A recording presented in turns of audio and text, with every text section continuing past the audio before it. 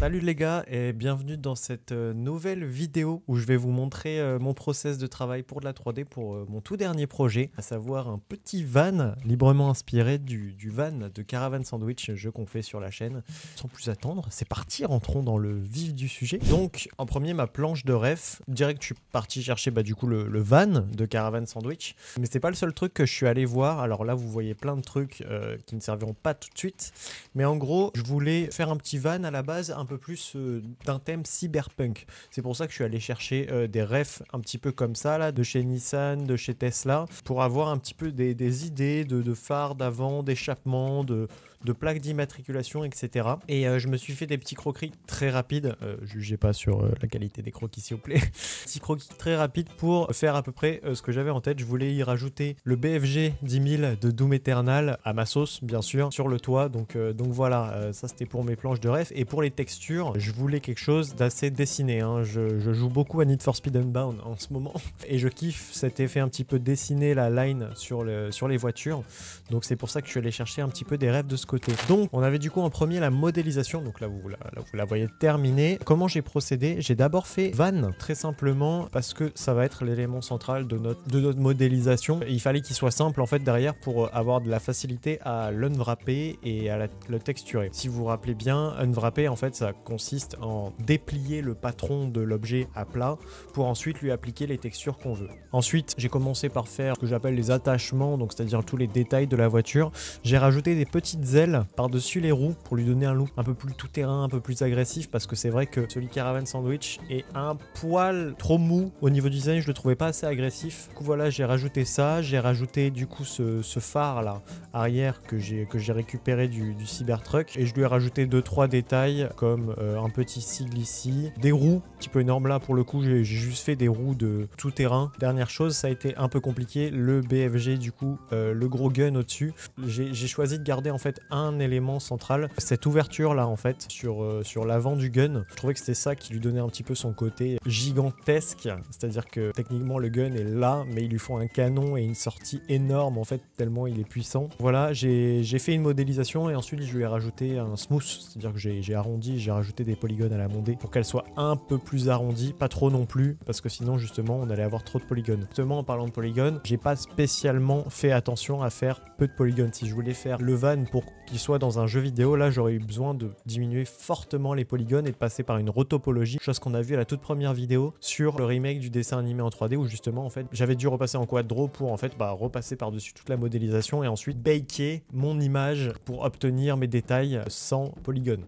Donc voilà, avant de partir, du coup, j'ai fait une dernière chose, c'est que j'ai assemblé toutes mes petites parties ensemble pour faire deux planches d'UV distinctes, une planche avec le van et une planche avec le reste. J'ai fait attention de bien organiser ma planche UV et notamment sur celle du van où du coup j'ai stacké la partie droite et la partie gauche pour qu'elles soient ensemble pour optimiser de l'espace sur ma planche d'UV. Et cette partie-là, c'est vraiment pas à négliger parce que ça fait gagner un temps monstrueux en fait après au niveau de la post-production et du texturing. Avoir une planche UV bien organisée, c'est savoir où on va et gagner énormément de temps là-dessus. Pareil, là, en fait, vous voyez que j'ai bien hiérarchisé mes différentes parties d'objets pour avoir le plus important en plus gros et le moins important en plus petit.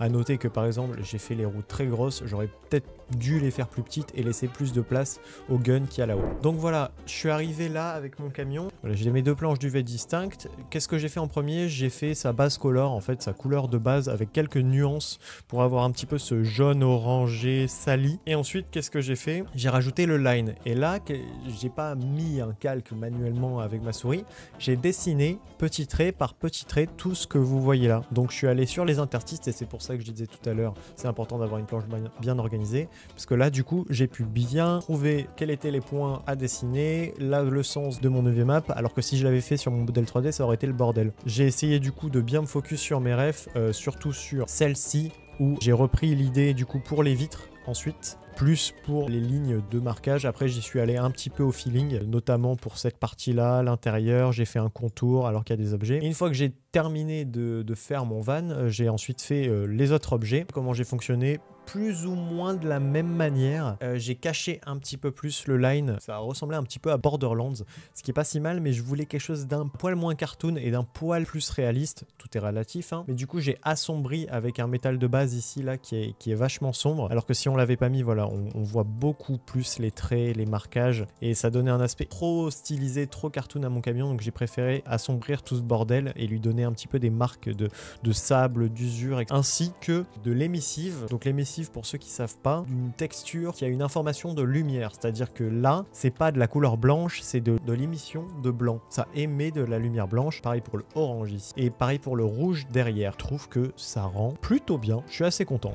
Mais c'est pas fini, je voulais faire une jolie scène pour aller avec mon van, et pour ça, je suis allé sur Unreal. Et là, j'ai fait plusieurs choses que j'avais pas faites la dernière fois sur Unreal. Déjà, j'ai fonctionné avec l'outil de Landscape, donc j'ai créé un petit terrain qui m'a permis d'un petit partir de base pour faire ma scène. Et ensuite, j'ai fonctionné avec ce qu'on appelle le foliage d'Unreal. Oui, le foliage dans Unreal, c'est un outil qui est super bien opti et qui fonctionne ultra simplement. Qu'est-ce que j'ai fait? Je suis allé en fait récupérer un pack d'assets que je connaissais déjà qui s'appelle Stylized Provençal. Et donc j'ai récupéré ce pack et en fait, tout simplement, j'ai fait glisser ce que j'avais besoin dans cette zone là, c'est-à-dire j'ai fait glisser mes herbes, j'ai fait glisser mes fleurs, etc., etc. Et donc grâce à un pinceau, voilà, je vais pouvoir peindre mon foliage à volonté. Et ce qui est encore plus génial, c'est que je peux régler 1 milliard de choses dans chacun d'eux. La quantité qui apparaît, la taille, entre quelle et quelle taille ils apparaissent, entre quel et quel nombre ils apparaissent, entre quelle et quelle distance ils doivent être les uns des autres. C'est un outil qui est super complet et je pense le meilleur outil d'Unreal. Et c'est ça qui m'a permis de placer du coup d'abord mon herbe, puis mes buissons, puis mes arbres.